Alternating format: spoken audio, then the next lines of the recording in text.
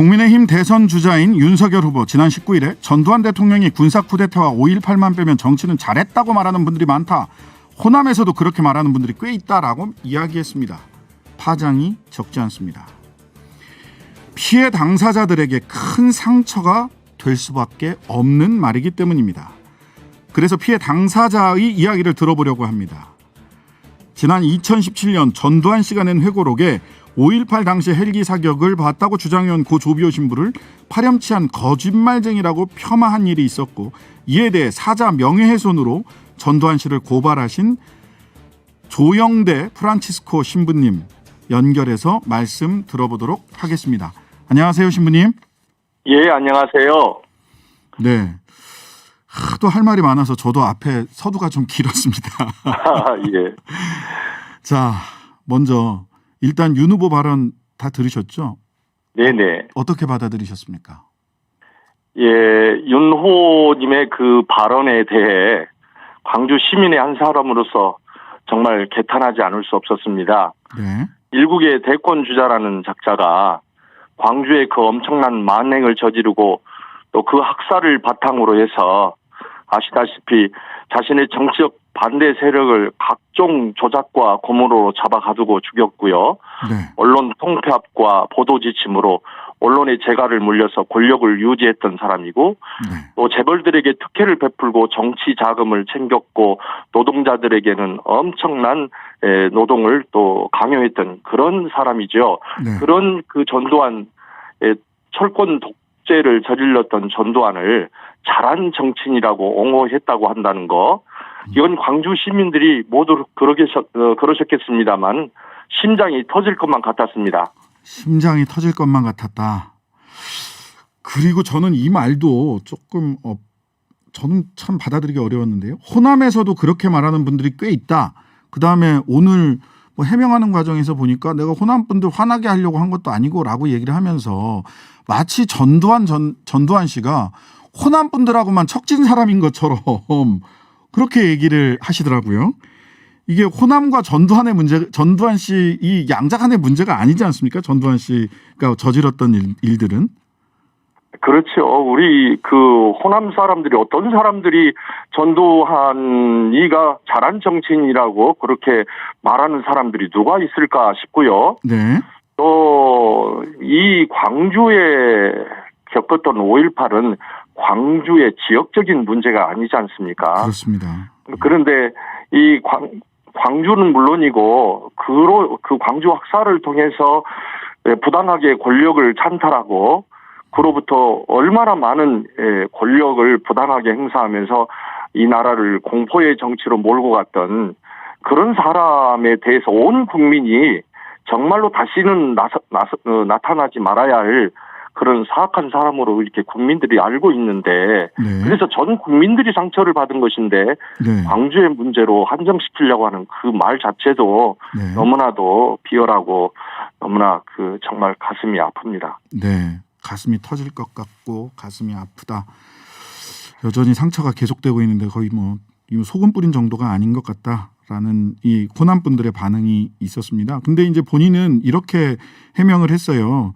어제 제가 하고자 했던 말씀은 대통령이 되면 각 분야 전문가 등 인재를 적재적소에 기용해 제 역량을 발휘하도록 하겠다는 것이었다.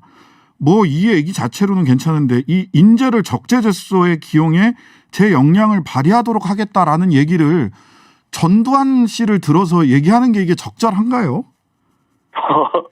정말 어처구니가 없습니다. 네.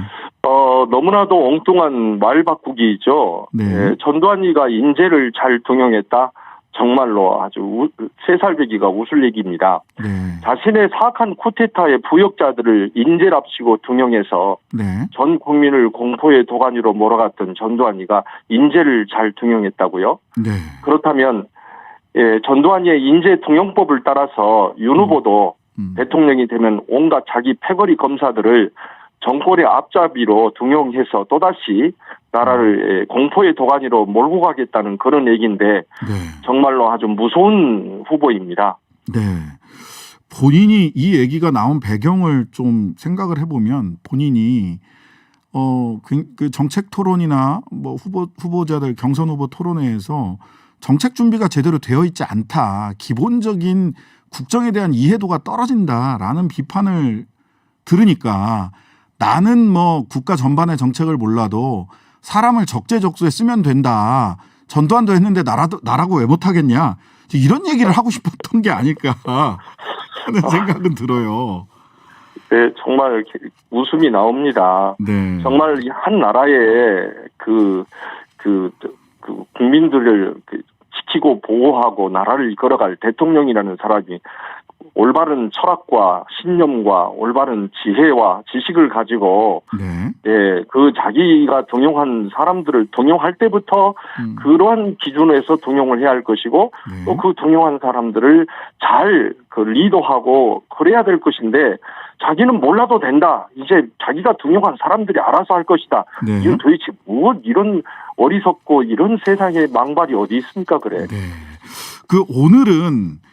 오늘까지는 윤석열 후보가 내가 뭐 호남 분들 화나게 하려고 하는 그런 의도를 가지고 한 말이 아닌데 무슨 사과를 하냐라는 취지로 이야기를 한 반면 이준석 대표는 광주에 21일 날 호남으로 가서 뭐 이런저런 호남 분들에게 이해를 구하겠다라는 취지로 이야기를 했어요. 만약 제가 보기엔 근데 윤석열 후보가 언젠가는 광주에 가서 또 고개를 한번 숙이게 되지 않을까 싶기는 한데요. 용서를 구한다 이러면은 어떻게 광주 분들은 좀 받아주실 수 있을까요? 글쎄요, 우리 광주 분들이 바보가 아닙니다. 네. 그 사람이 와서 고개를 숙인다고 그래서 우리가 상처를 또다시 입었는데 그렇게 쉽게 용서가 되고 그 사과를 받아들이겠습니까? 광주에 그런 식으로 진정성 없이 정치적인 그런 욕심이나 이런 걸로 그런 발상으로 광주에 발을 부정하고 부당한 그런 발걸음을 안 했으면 좋겠습니다. 네. 우리는 그런 진정성 없는 사과를 듣고 있을 그런 심사가 아니죠. 네.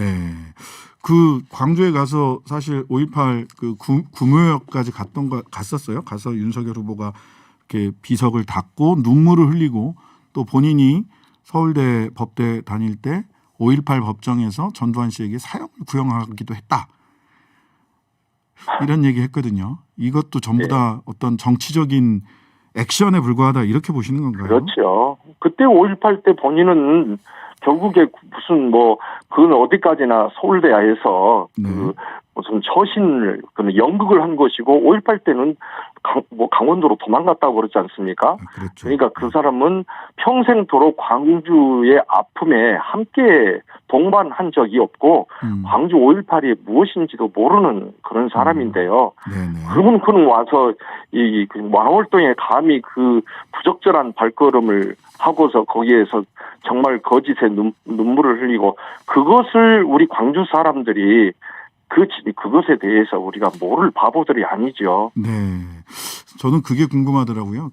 광주 구묘역 가려면 그 전두환 씨 비석 찬양하는 무슨 공덕비 같은 거를 바닥에 묻어둬서 구묘역 입구에 그걸 밟고 들어가야 되지 않습니까? 네. 광주 5.18. 윤석열 씨는 그 전두환 씨 비석을 밟고 들어갔을까? 정치를 잘했다고 하는데 전두환 씨 보고 밟고 들어갔을까?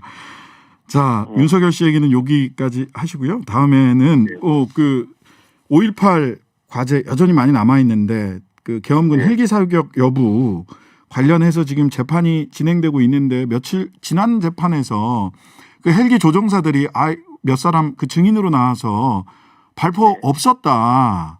라는 취지의 증언을 했어요. 그거 직접 들으셨죠? 네네. 왜 아직까지도 그런 진술을 하는 걸까요? 그래요.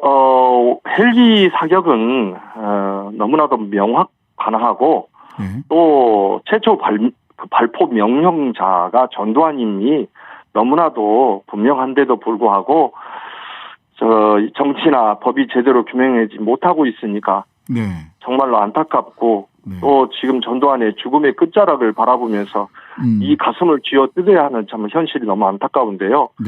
헬기 사격은 광주 5.18이 자위권 발동이라고 줄곧 자기들이 주장해 왔잖아요. 네, 그렇습니다. 그런데 자위권 발동이 아니라 사전에 준비된 광주 학살 시나리오에 의한 것임을 입증하는 것이 바로 이 헬기 사격인 것이죠. 네. 그래서 저들이 끝까지 이렇게 버티면서 자위권 발동이었음을 계속 주장하는 것이고요. 네. 그러니 뭐 손바닥으로 하늘을 가릴 수 없는 것처럼 이 전두환의 이러한 만행은 결코 가릴 수가 없는 것인데요. 네. 정말 너무나도 그냥 이 3년이 넘는 이 법정이 너무나도 지리하고 정말 답답합니다. 네. 그 지난 18일 항소심에서요. 전 씨 측에서는 전일 빌딩에서 발견된 탄은, 저도 전일 빌딩 가서 그 탄은을 봤는데 분명히 그 탄은이 온 발사 각도 이런 걸 추측해 보면 저 높은 곳에서 하늘에서 쏜 게 분명해 보이는데라고 저도 그냥 평범한 저도 봐도 그렇게 보이던데 헬기에서 발사된 게 아니다. 전 씨 측에서는 그런 반박과 함께 탄은 궤도를 3D로 분석한 증거 자료를 법원에 제출했다라고 하거든요. 이 전일 빌딩 흔적이야말로 헬기 사격의 증거다. 이렇게 이제 많은 분들이 보고 있는데. 증거죠. 지금 전일 빌딩의 탄은에 대해서 조금 우리 아직 못 보신 분들도 계시니까 우리 청취자 여러분들께 한번 설명 좀 해주시죠. 어떤 탄은이 남아 있는 겁니까? 네. 이번에 그 3D 그 증거 자료랍시고 제출한 것은 별로 특별한 증거 자료가 아니고 의미도 별로 없어요. 네네. 그 진술 내용들은 1심에서 이미 반박 기각된 것인데요. 네. 이 전일 빌딩 탄원들은 헬기 사격만이 아니라 다른 총기들에 의한 탄원들도 있는 것으로 보인다라고 하는 것이 1심에 판시되어 있는 내용이기도 합니다. 그러나 또한 헬기 사격에 의해서만 가능한 탄원들도 분명히 있기 때문에 헬기 사격은 부정할 수 없는 것이다. 이렇게 또 편시되어 있거든요. 그러니까 다른 사격들이 있었을지라도 헬기로밖에 그런 그 탄원을 남길 수가 없는 부분도 굉장히 많은 탄원들이 그렇기 때문에 헬기가 없다고 그렇게 헬기 사격을 부정할 수 없다 이렇게 되어 있기 때문에 이번에 분석한 증거 자료는 굉장히 우스운 그 넌센스였습니다. 아, 네, 그렇군요. 뭐 3D로 분석한 증거 자료를 냈다 하니까 뭐 굉장히 엄청난 자료를 낸 줄 알았어요. 아이고 본인이 사무실에서 전문가랍시고 불러다 놓고 정주교 그 변호사가 직접 그렇게 3D랍시고 만든 건데 정말 허접하기 이럴 데 없었고 또 1심 재판에 대한 대단히 큰 모독이 되는 그런 증거 자료였습니다. 아, 그렇군요. 언론에 나와 있는 걸만 봐서는 뭐 대단한 증거는 줄 알았습니다. 자, 전두환 씨 혈액암 소식 지금 전해지고 있습니다. 건강 이전설도 나오고 있고 국립묘지에 안장을 할 수 있느냐 없느냐 이런 등등의 얘기가 나오고 있어서 말하자면 전두환 씨가 우리 광주 영령들에게 사과의 한마디를 남기지 않고 유명을 달리할 수 있다 이런 예측들이 있는데요. 지금 이 상황에서 전두환 씨가 어떤 일을 해야 된다고 생각을 하시는지 말씀 좀 해주세요. 정말 아이러니컬하게도 지금 죽음의 그림자가 그에게 드리워져 있음이 보입니다. 그런데 우리는 그가 재판이 끝날 때까지는 제발 건강하게 살아남아 있기를 바라면서 기도해야 되는 이 아이러니한 현실입니다. 그가 사과를 해오기를 그렇게도 바랬습니다만 안타깝게도 사죄할 가능성은 없어 보입니다. 사죄할 사람이라면 지금까지 이렇게 헬기 사격을 부정해 왔겠습니까? 뭐 골프를 치고 다니고 호화호식을 하면서도 회식을 하면서도 뭐 알츠하이머나 노환을 핑계 삼아 재판을 오롱하고 출석을 기피하고 또 왜 이래 하면서 그런 오만함을 버리지 않았던 그런 사람 아니겠습니까? 그래서 참 죽기 전에 재판이 잘 마무리되기만을 바랄 뿐이고요. 기대를 여전히 해보겠습니다만은 안타깝게도 가능성이 없어 보입니다. 네, 지금까지 우리 조영대 프란치스코 신부님과 이야기 나눠봤습니다. 신부님 감사합니다. 예, 감사합니다.